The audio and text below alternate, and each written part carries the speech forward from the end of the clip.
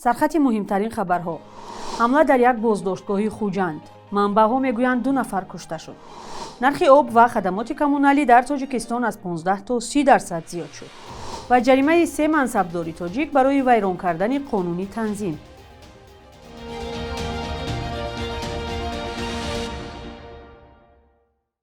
روز بخیر بینندگان گرامی، به برنامه خوش آمدید. نوید بامدادی را با چند خبر از تاجیکستان امروز 3 فوریه پیشنهادی شما میکنیم.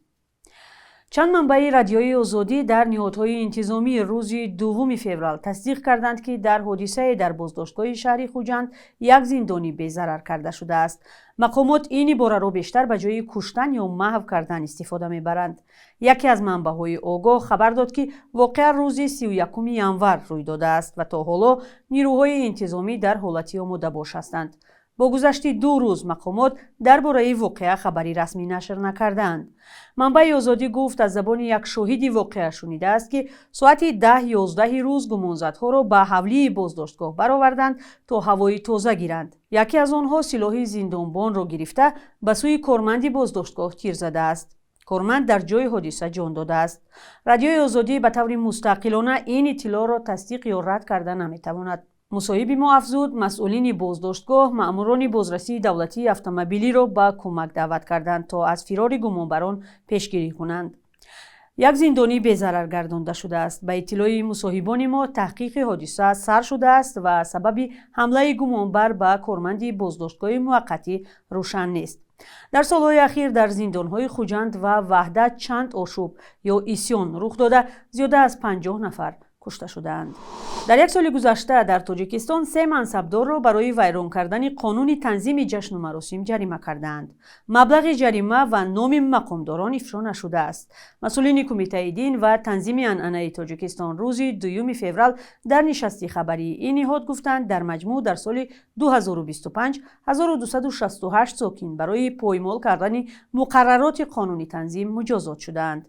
این افراد را که برخلاف قانون جشنی با شکوه برگزار کردند و یا مثلا آش خدایی دادند در عموم بیشتر از 11 میلیون سومانی جریمه کردند. برای نقض قانون تنظیم از 8640 سومانی یا بیش از $800 تا 216000 سومانی معادل $20000 جریمه کرده می شود. برای شخصانی منصبدار مبلغ جریمه از 780 تا 117000 سومانی معین شده است. بر اساس قانونگذاری تاجیکستان منصبداران برای ویران کردن قانون تنظیم می تواند از مقام برکنار شوند. مسئولین کمیته دین در گذشته گفته بودند که منصبداران راه فرار از این حالت را یافتند و بعضی از آنها از ترس قانون تنظیم و رسانه‌ای شدن نامشان جشن و معرکه خانوادگی خود را به نام نزدیکانشان ثبت و برپا می‌کنند. نرخ آب و خدمت‌رسانی‌های دیگری کمونالی در تاجیکستان بالا رفته است. رئیس کمیته خواجگی منزلی و کمونالی روز 2 فوریه در نشستی خبری گفت از 1 ژانویه نرخ آب و خدمات دیگر برای مردم 15 و کارخانه‌ها 30% افزود. به اطلاع جمشید تبرزاده ارزش 1 متر مکعب آب برای اهالی که 1 سومانی و 30 درم بود اکنون به 1 سومانی و 50 درم رسیده است. برای کسانی که دستگاه حساب آب ندارند ارزش آب برای هر عضو عائله یعنی از 6 ماه بالا به حساب میانه 8 سومانی و 10 درم تعیین شده است. بالا رفتن نرخ آب در حالی است که بخشی از ساکنان تاجیکستان از مشکل دسترسی به آب نگرانی دارند. ساکنان در بسیاری از دهه‌ها مجبورند از دوری چند کیلومتر به خانه‌شان آب کشانند و یا از ماشین‌ها آب خرند. بحث زمین در کولاب سببی از بین بردن و یا منع ساختمان چندین خانه‌های نیم ساخته و ناتمام شده است. این زمین‌ها با قراری رئیسان شهر و ناحیه‌ها به ساکنان داده شده بودند، اما مقامات دادستانی در منطقه میگوید اکثر این قرارها نادرست و غیر قانونی بودند. جزئیات بیشتری موضوع در گزارش همکارم طاهری سفر. بحث گرم درباره تقسیم زمین در کولاب.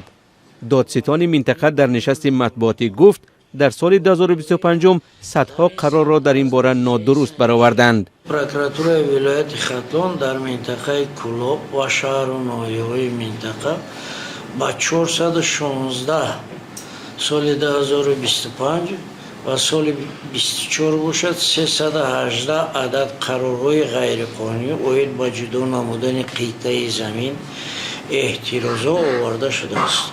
این قرارها را رئیسان شهر و ناحیه‌ها امضا کردند. ولی معلوم نیست که کسی جزا گرفته است یا نه. نمایندگان دادستانی در منطقه کولاب میگویند بعضی از این قضیه ها سالها باز دوام دارند.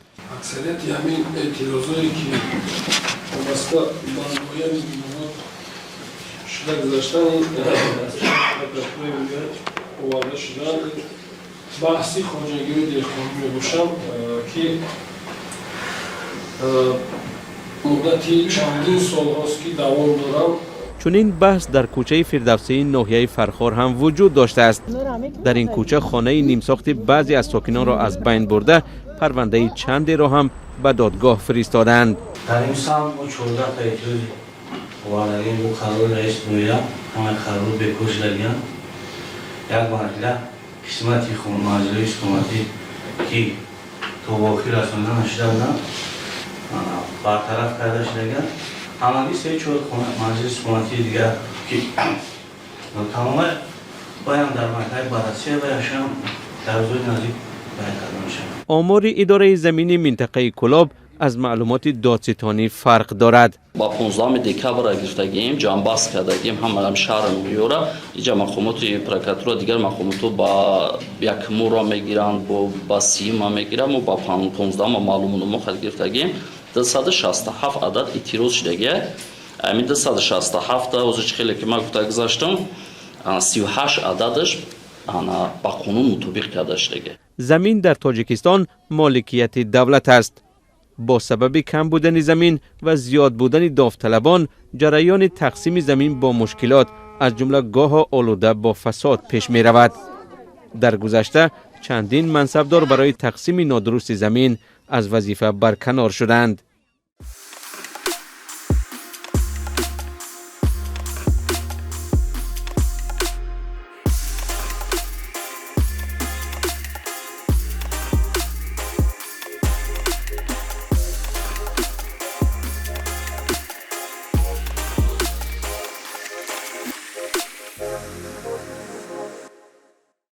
وزارت تندرستی تاجیکستان با پخش یک اظهارات سر و صداها را درباره اینکه گویا گروه در لباس طبیبان خانه به خانه گشته میان ساکنان بیماری سیرایتی را پهن میکنند به اساس خواند.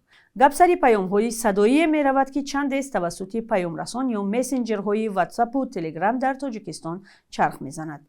در یک چنین پیام در واتساپ زن ساکنان را از خطر هشدار داده ادعا می‌کند که گویا گروه خود را طبیب معرفی کرده به خانه‌های مردم می‌روند و با بهانه معاینه طبی به شهروندان بیماری سیرایتی را می‌گذرانند. در ادامه این ثبت زن ناشناس تاکید می‌کند که گویا در منطقه‌های کشور حالت اضطراری جاری شده است. وزارت در واکنش به این آوازه‌ها تاکید کرده است که در کشور فقط طبیبان عائلوی برای ایمگذرانی و نظارت زنان حامله خانه به خانه می‌گردند. گردش گویا گروه نامعلوم طبیبان را این نهاد به اساس دروغ خوانده است و از ساکنان خواسته است به این باور نکنند. و میجگونا صمد و بانوی 27 ساله تاجیک در مسابقه کسبی سازمان بین المللی بوکس در شهر مسکو بر نماینده روسیه دریا ابرامووی 35 ساله غلبه کرد.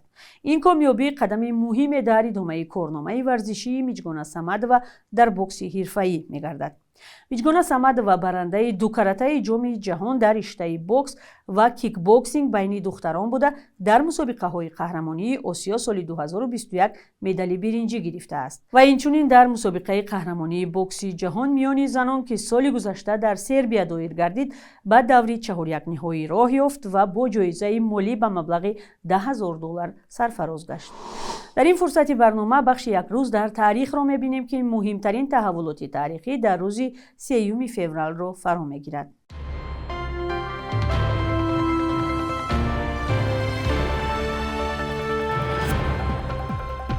در اول فوریه سال 2004 مقامات تاجیک از مذاکرات با موفقیت به عضویت اینترپل پلیس بین المللی پذیرفته شدن تاجیکستان خبر دادند که 5 اکتبر سال 2004 نهایی شد.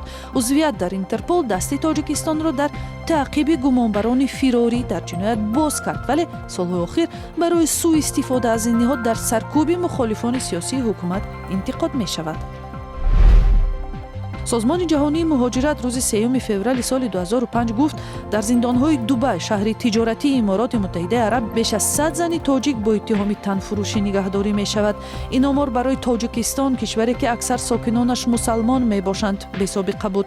мутахассисони созмони муҳоҷират гуфтанд, афзоиши ҳодисаҳои қочоқи инсон, камбизоатии хонаводаҳо ва вазъи ногувори иқтисодӣ як далели боло рафтани ҳодисаҳои танфурӯшии занон дар кишварҳои хориҷа будааст. аз феврали соли 2016 бар асоси дастури Бонки Миллии Тоҷикистон пулҳои интиқолие ки бо рубл аз Русия фиристода мешаванд, бо пули миллии сомонӣ дода мешаванд. мақомот гуфтанд ки ин қарор бо ҳадафи боло бурдани қурби пули миллӣ қабул шудааст, вале муҳоҷирону хонаводаҳояшон аз ин қарор нохушнуд шуданд, чун аз амалиёти табодули пул дар Тоҷикистон дарсади муайянро аз даст медиҳанд. соле муҳоҷирон аз Русия на камтар аз 1.5 миллиард доллар пулро ба Тоҷикистон ирсол мекунанд. шабонарӯзи ахир дар бархе аз бонкҳои тиҷоратии Тоҷикистон арзиши доллар ба 929-930 сомонӣ баробар шудааст. 1000 рубли русӣ имрӯз 120 сомонӣ арзиш дорад. қурби расмии Бонки Миллии Тоҷикистон барои имрӯз чунин таъин шудааст.